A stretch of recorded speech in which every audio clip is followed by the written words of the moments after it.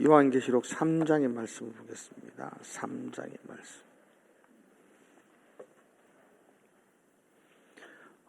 1절에서 6절까지 말씀입니다. 1절에서 6절.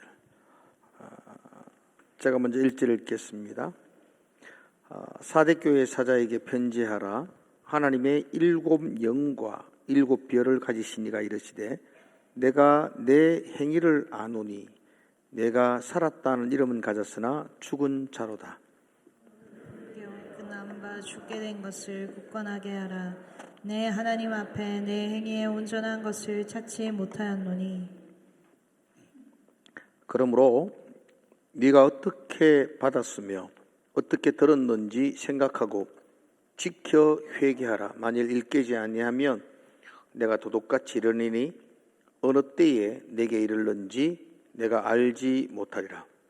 그러나 사대의 그 옷을 더럽히지 아니한 자 몇 명이 내게 있어 흰 옷을 입고 나와 함께 다니리니 그들은 합당한 자인 연고라.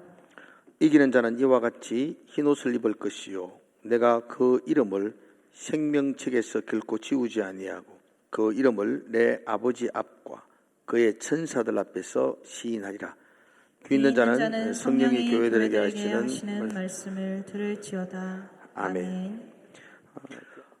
병원에 중환자실에 이렇게 가보면은 거의 사람을 알아보지 못하고 의식이 없고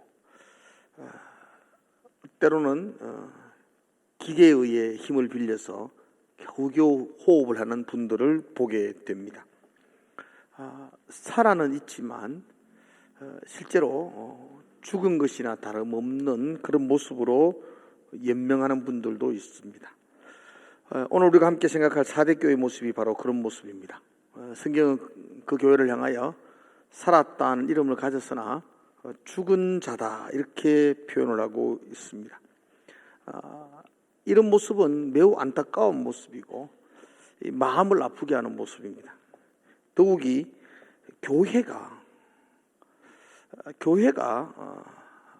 이름은 있는데 실상은 죽은 교회라는 평을 받는다면, 사람들에게 그런 평이 아니라 하나님에게서 그런 평을 받는 교회라면 참 마음 아픈 교회일 것입니다. 1902년도 니체가 짜라투스라는 이렇게 말했다라는 책을 발표합니다. 그는 짜라투스의 이름을 빌려가지고 자기의 철학과 사상을 세상을 향하여 외쳤습니다. 그때 유명한 말을 했죠. 신은 죽었다 이렇게 표현했습니다. 당시로서는 굉장히 파격적인 그런 선언이었습니다. 아니, 신이 죽으면 누가 우리를 구원해줘? 사람들이 그렇게 반문을 합니다. 그때 이 니체는 그렇게 말하죠. 우리를 구원하는 신은 없다. 우리가 우리 스스로 우리 자신을 구원해야 된다. 그렇게 표현을 했습니다. 신은 죽었다라는 이 말이 당시 사람들에게 충격을 주었던 말이라면, 교회를 향하여 너희들은 실상은 죽었다라는 이 말 역시 우리 모두가 깜짝 놀라야 되고 우리가 매우 안타깝게 바라보아야 될 선언입니다. 하나님이 그렇게 말씀하시는 겁니다. 네가 이름은 살아있는 것 같은데 실상은 죽었다 그렇게 말합니다. 2절의 말씀 보면 네 행위에게서, 너의 그 삶의 모습에서 온전한 게 찾지 못하겠다. 내가 너의 삶에서 온전한 것을 찾지 못하겠다. 그렇게 표현하고 있습니다. 이건 교회를 향한 그 평가가 더 되지만 교회의 몸된 우리 개인을 향한 평가이기도 합니다. 실제로는 호흡을 하고 있는 것 같지만 우리의 영적 깊은 곳에서 벌써 죽음의 시체 냄새를 풍기고 있는 모습을 보면서 교회가 죽었다 이렇게 표현하고 있는 것입니다. 교회가 교회로서의 역할을 감당하지 못하고 있다 이렇게 표현하는 것도 같을 것입니다. 교인들이 없는 건 아닙니다. 예배를 드리지 않는 것도 아닙니다. 이름이 없는 것도 아닙니다. 꽤 유명한 교회입니다. 소아시아 7교회 가운데 하나였다면 사대교회 역시 꽤 당시로서는 지명도가 있는 교회였습니다. 그런데 그의 영적인 상태가 무덤과 똑같았습니다. 몸에는 향수 냄새가 나지만 그의 속사람의 영혼은 썩은 시체의 냄새가 풍기고 있는 모습이었습니다. 예수님 당시에도 이런 책망을 받았던 사람들이 있었습니다. 당시 나름대로 거룩하다 그러고 종교적인 지도자라고 말했던 그런 바리새인과 서기관들 향하여 예수님이 너희가 회칠한 무덤 같다 이렇게 말했습니다. 안에는 썩은 냄새 나는데 겉에만 그렇게 페인트 칠을 한 그럴듯하게 포장한 그런 모습이라고, 그 모습은 실상은 살아있는 모습이 아니라고 예수님이 책망을 했습니다. 사대교회의 모습이 바로 그런 모습이었습니다. 교회의 외형적인 모습이 흐트러진 것도 아니었습니다. 사람들이 없는 것도 아니었습니다. 재정이 부족한 것도 아니었습니다.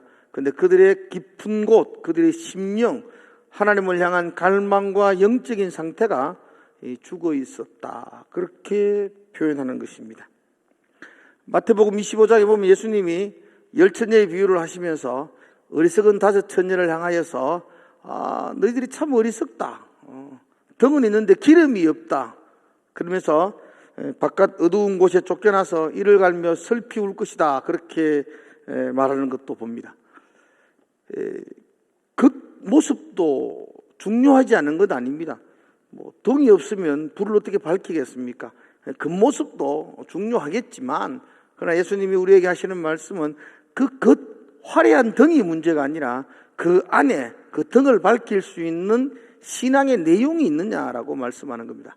그 신앙의 내용이 없으면 그건 바깥 어두운 곳에 버려져야 되고 실상은 죽은 모습과 같다는 것입니다. 그죠? 교회가 그 모습도 있어야 되겠죠. 건물이 필요 없는 건 아니잖아요. 교회가 교인들이 있어야 되고, 그죠? 교회가 예배의 순서도 있어야 할 것입니다. 그러나 그런 외형적인 겉모습보다도 정말로 본질적인 중요한 것은 하나님을 향한 열정적인 사랑이 있어야 될 것이고, 함께 뜨겁게 기도하는 눈물이 있어야 될 것이고, 마음을 다해 하나님을 높이는 찬양과 예배가 있어야 될 것이고, 서로를 향한 사랑이 있어야 될 것입니다. 그런 내용물이 없고 겉에만 화려하다면 그건 실상은 죽은 모습과 같다라고 표현하는 것입니다. 저는 우리 진량제일교회가 더 나아가서 여러분 한 사람 한 사람이 살아있는 영성으로 주님을 예배하는 성도가 되기를 주의 이름으로 축복합니다. 날마다 스스로를 돌아보셔야 할 것입니다. 오늘 이 말씀을 통해서 주님이 나의 지금의 영적인 상황을 보면서 너 살아있는 이름은 가졌는데 실상은 죽은 게 아닌가 라는 말을, 그런 평가를 받지는 않을까, 우리 스스로 영성을 한번 돌아보는 시간이 되었으면 좋겠습니다.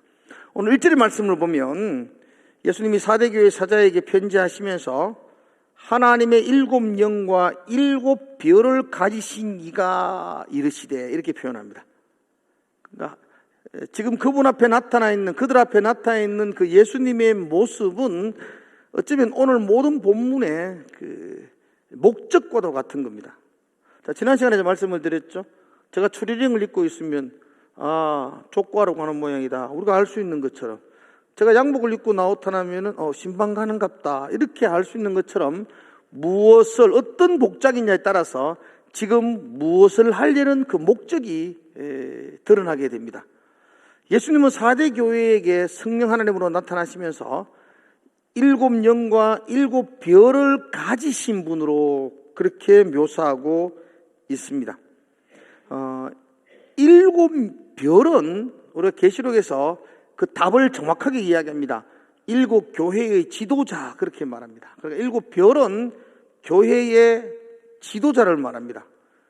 7 영은 그 7 교회의 지도자와 함께 교회를 세워나가는 중요한 기둥과 같은 성령님의 그 역사하심을 말합니다. 그러니까 지금 예수님은 7 별과 7 영을 가지시고 4대 교회 앞에 나타나셨다는 겁니다. 예수님의 마음은 그 4대 교회를, 죽은 것과 같은 그 교회를 다시 살리고 싶은데, 그렇게 다시 살리는 방법은 그 7 별과 7 영을 가지고 나타나시는 것이었습니다. 그 7 별과 7 영을 통해서 그 죽은 것과 같았던 그 교회를 다시 회복시킬 수 있기 때문입니다. 교회를 살리기 위해서 예수님은 2가지 필요한 것이 있다고 말씀하고 있는 것입니다. 그것은 7 별과 상징되어지는 그 지도자, 그들에게서 선포되어지는 하나님의 진리의 말씀입니다. 또 하나는 성령의 역사하심입니다. 교회가 영향력을 잃어버리고 교회가 그냥 버림받게 되는, 밖에 버려져 밟히게 되는 근본적인 이유는 그 교회 속의 진리의 말씀을 잃어버리기 때문입니다. 그 교회가 성령의 능력을 잃어버리기 때문입니다. 그래서 교회는 진리의 말씀과 성령의 능력이 기둥같이 세워져 있어야만 합니다. 올바른 말씀이 선포되지 않으면, 올바른 말씀을 또한 우리가 받아먹지 않으면 우리는 점점 영적인 힘을 잃어갈 수밖에 없습니다. 오랫동안 음식을 먹지 않는 사람이 기력이 쇠하여지고 또 제대로 활동을 할 수 없는 것처럼 영적인 부분도 마찬가지입니다. 오랫동안 하나님의 진리의 말씀으로 은혜로 임하지 않는 심령은 점점 기력을 잃어버리고 또 작은 것에도 면역력이 떨어져서 심한 질병에 걸릴 수밖에 없습니다. 그 모습은 멀쩡합니다. 그런데 하나님의 진리의 은혜가 채워지지 않으면 그건 거의 죽은 것과 같은 모습입니다. 암이 무서운 이유가 그렇다고요. 정상이 없는 암들이 있다고 하더라고요. 표시가 나지 않아요. 본인 자체도 몰라요. 조금 이상이 있어 병원 갔을 때는 벌써 온몸에 암이 퍼져 있는 경우가 있습니다. 그게 무서운 거죠. 영적인 부분도 마찬가지입니다. 나 살아있는 줄 알았습니다. 잘 사는 줄 알았습니다. 내 영혼이 괜찮은 줄 알았습니다.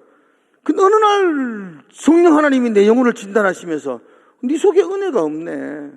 너 그 살아있는 것 같지만 너 실제로는 죽은 거야 라고 진단하실 때 깜짝 놀라지 않을 수가 없습니다. 4대 교회의 모습이 바로 그러했다는 것입니다. 4대라는 도시는 조금 고산지대에 있습니다. 그리고 그 도시 아래쪽에는 아주 큰 강이 흐르고 있는데요. 그 강에는 금이 난다고 해요. 그래서 사금을 거기서 채취해서, 그래서 고대에 가장 먼저 금화를 만든 도시가 이 4대랍니다. 그러니까 굉장히 금을 채취하고 경제적으로 굉장히 부유한 도시였습니다. 그리고 강 주변에는 끝없는 평야가 펼쳐져 가지고 아주 농사 짓기에 굉장히 적합했다고 합니다. 금이 나고 농사가 잘 되는, 별로 크지 않는 도시지만 당시로서는 풍요로운 도시였습니다. 근데 여러분, 풍요로워진다는 것이 그렇게 축복이 아닐 때가 참 많습니다. 풍요로웠지 않았다면, 가슴 절절하게 하나님의 은혜를 사모하고 풍요롭지 못했다면 성령의 인도하심에 예민하게 귀를 기울이실 것인데, 그들이 풍요함 때문에 점점 성령의 기름 부으심과 은혜에 대한 갈급함들을 잃어버렸습니다. 하나님의 말씀과 또 성령의 기름 부으심에 대한 애절함이 없어집니다. 왜냐하면 부족함이 없기 때문이었습니다. 여러분, 좀 전에도 말했지만 교회를 든든히 세우는 두 기둥이 있습니다. 그건 진리의 말씀이고 성령의 임재하심입니다. 이 두 기둥을 위해서 저와 여러분들이 아주 끊임없는 기도를 해 주셔야 됩니다. 특별히 여러분들을 향하여 계속해서 많은 사람들이 목사님을 위해서 기도합시다 그렇게 말하는데, 그것은 목사라는 직분이 어떤 거창하고 사람들에게 그렇게 우대받을 직분이라서 그런 기도하라는 말이 아닙니다. 왜냐하면 그 목사와 목회자들이 진리의 말씀을 선포하는 직분을 맡았기 때문입니다. 그가 올바르게 선포하지 못하면 교회는 점점 힘을 잃을 수밖에 없습니다. 그래서 여러분들이 목회자를 위해서 기도하셔야 됩니다. 다른 기도가 아니고 진리의 말씀을 바르게 선포하기를 기도해 주셔야 됩니다. 특별히 저는 설교를 준비하면서 느꼈던 거, 교인들이 나를 위해서 뭘 기도해 줬으면 좋을까라고 느낄 때 설교를 좀 쉽게 설교를 준비하지 않도록 기도해 주셔야 됩니다. 설교라는 게 하나님 아버지의 마음을 성도들에게 이렇게 전달하는 겁니다. 그러니까 하나님의 마음을 받아서 그 마음을 성도들이 깨닫도록 그렇게 설득하는 게 그게 설교라고 볼 수 있습니다. 그래서 매우 어려운 작업입니다. 하나님의 마음을 전달하는 게, 그리고 그 전달만 하는 게 아니고 깨닫도록 해야 되고, 깨닫는 데 끝이는 게 아니고 감동을 받아야 되고, 그 하나님의 말씀을 붙들고 살아가도록 해야 되는 거니까 이건 매우 어려운 작업입니다. 그래서 설교자는 끊임없이 유혹을 받습니다. 쉽게 하려는 유혹이 있습니다. 쉽게 설교 준비를 하고 대충 설교를 준비를 하고 싶은 유혹을 끊임없이 받습니다. 그래서 여러분들이 기도해 주셔야 됩니다. 말씀을 전하는 설교자가 쉬운 방법을 택하지 아니하고 진리의 말씀으로 몸부림치며 연구할 수 있도록 기도해 주셔야 됩니다. 그럼 쉽게 하기 시작하면 다시 말씀 붙들고 몸부림치는 일을 하기가 매우 어렵습니다. 너무 힘든 노동이기 때문입니다. 그래서 1시간 그때마다 최선을 다하여 준비하는 설교자가 될 수 있도록 그렇게 기도해 주셔야 됩니다. 그래야만이 진리의 말씀이 우리 각자의 심령에 선포되어지기 때문입니다. 하나님의 말씀은 좌우의 날선 금과 같다고 그렇게 성경은 표현합니다. 우리의 심령 골수를 찔러 쪼갠다고 말씀을 하고 있습니다. 하나님의 말씀이 우리의 심령 골수를 찌르고 쪼갤 때에 그 듣는 청중들은 아파야 합니다. 말씀을 들을 때 여러분들이 편안하고 막 안위를 얻고 그게 본질적인 게 아닙니다. 그건 저 TV 강연에서도 충분히 누릴 수 있는 겁니다. 하나님의 말씀은 우리를 찌르고 쪼개기에 고통을 수반합니다. 왜냐하면 우리 마음속에는 욕망과 욕심과 죄악들이 그냥 엉겨 붙어가지고 이게 나의 뼈가 되었고 나의 쌀이 되었습니다. 어디가 내 피부인지 어디가 내 욕망인지 이게 구분이 가지 않을 정도로 아주 우리 몸에 깊숙이 우리의 야망과 욕심들이 자리 잡고 있습니다. 하나님의 말씀이 날카로운 검이 되어서 골수를 찌르며 그 죄악들을 도려내면 굉장히 아파야 됩니다. 그게 은혜를 받는 것입니다. 그죠? 우리는 우리 듣고 싶은 말씀만 들으려고 할 때가 많습니다. 그러니까 들어야 될 말씀이 우리의 귀에 들려지고 그 말씀이 아픔으로 오고 그 아픔 때문에 그거 붙들고 기도하게 되고 그 아픔이 나의 삶의 방향을 이렇게 다른 곳으로 틀 수 있는 것, 그게 말씀의 역할입니다.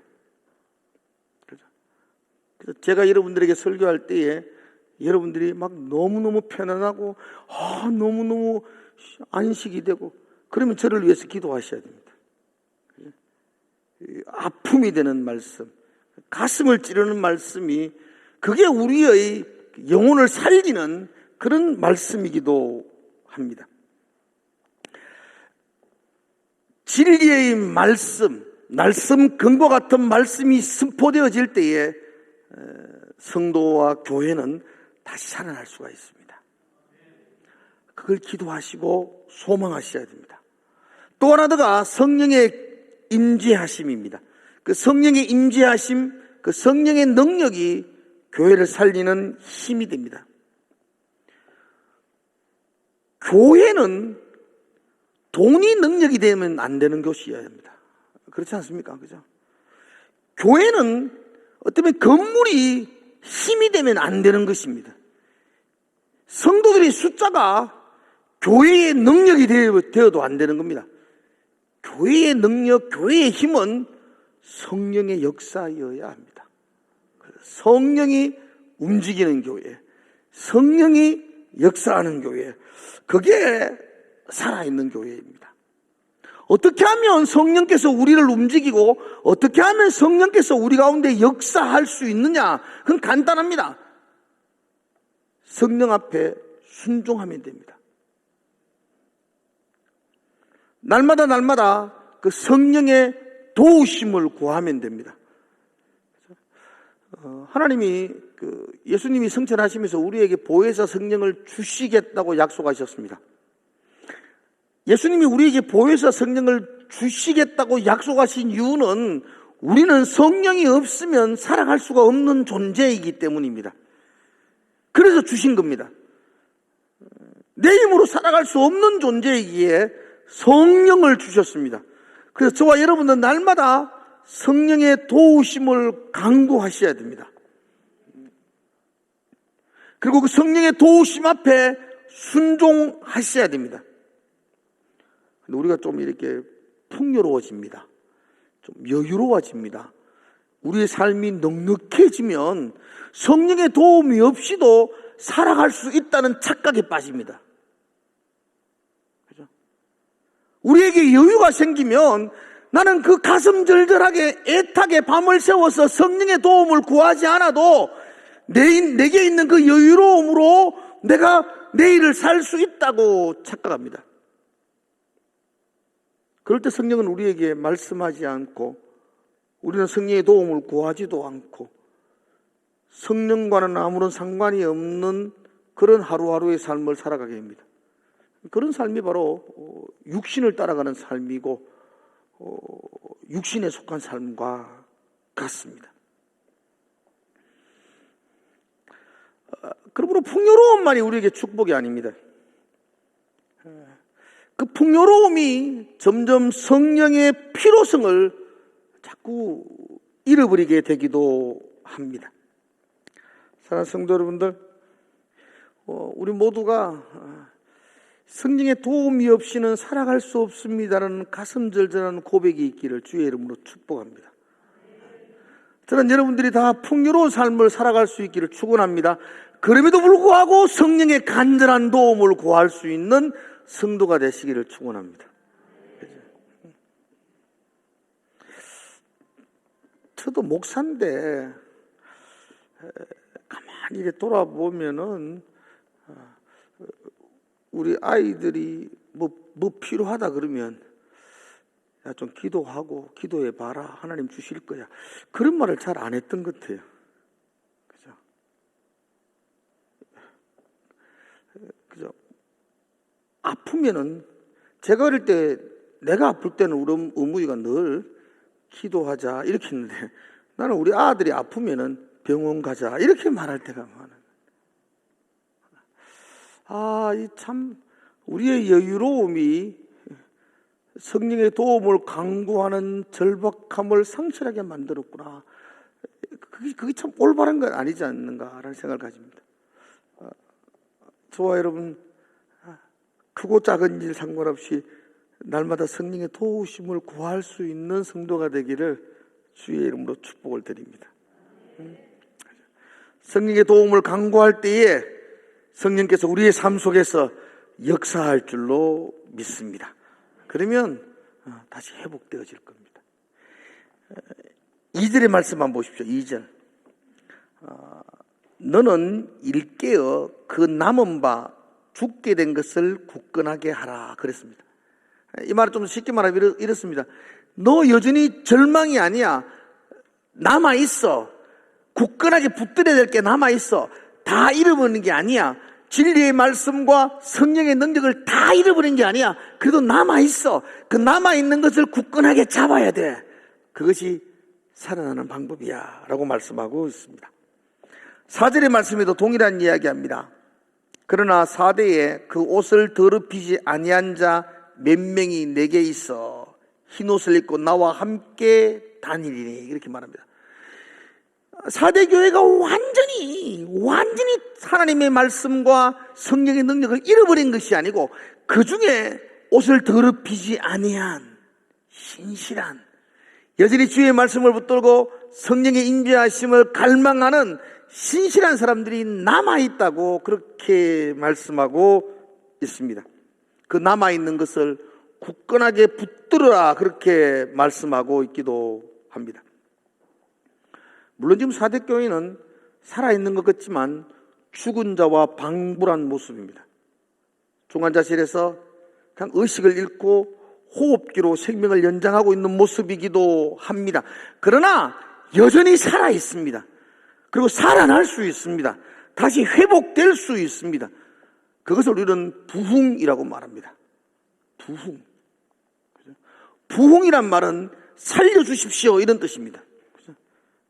거의 죽어 있는 상황태이지만 하나님 우리에게 부흥을 주십시오. 우리를 살려주십시오. 다시 살아나게 해주십시오. 라고 외치는 것이 부흥입니다.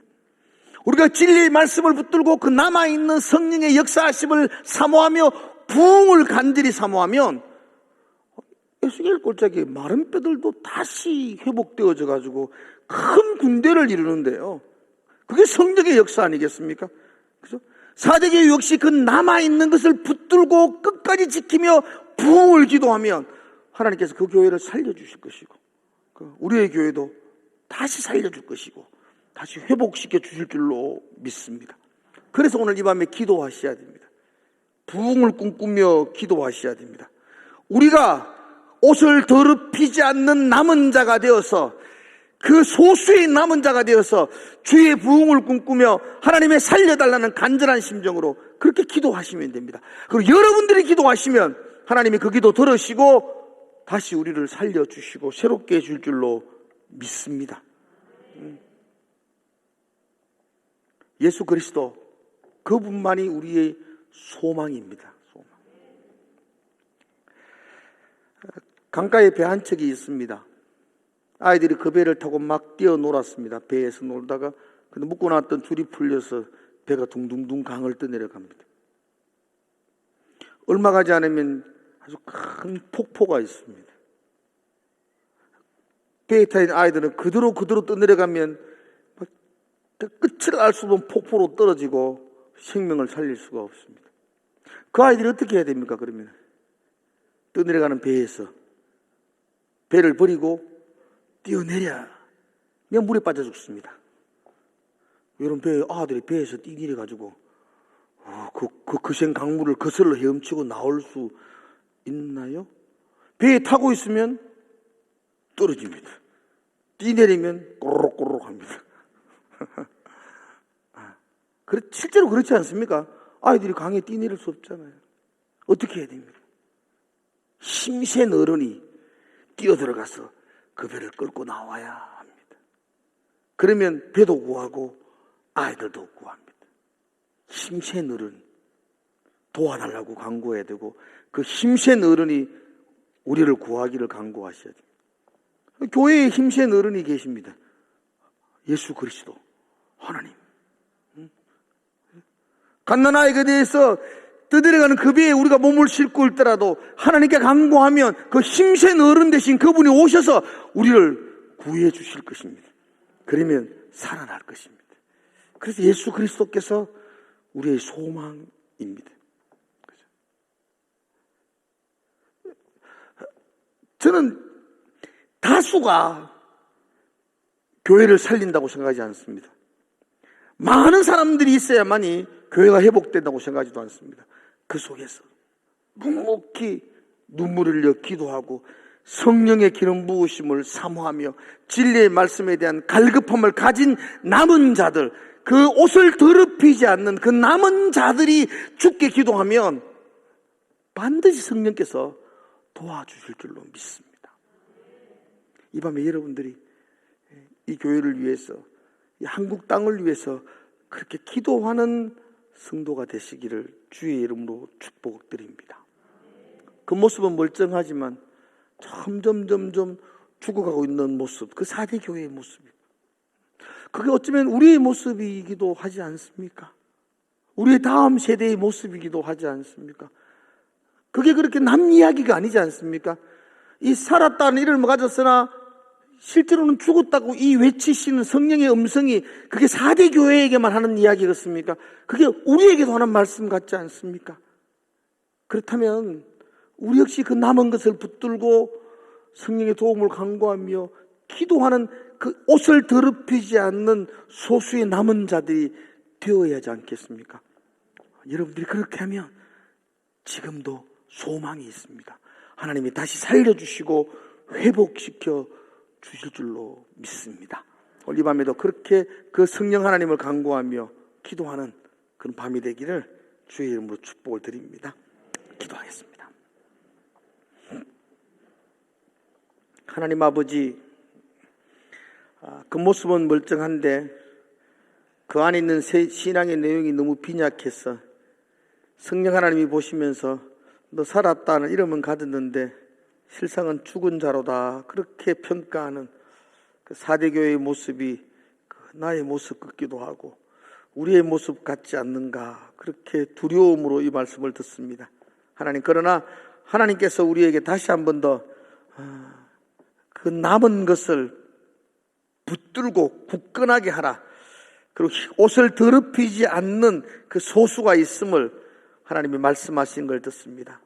우리가 그 남은 자가 되어서 다시 한 번 더 진리의 말씀이 우리의 그 골수를 찔러 쪼개는 그런 은혜가 임하게 하시고, 다시 한 번 더 성령의 그 능력의 임재가 우리를 새롭게 하는 그 은혜를 우리에게 부어주시고, 우리 자신을 위하여 이 교회를 위해서 기도하는 그런 귀한 이 밤이 되게 하여 주시옵소서.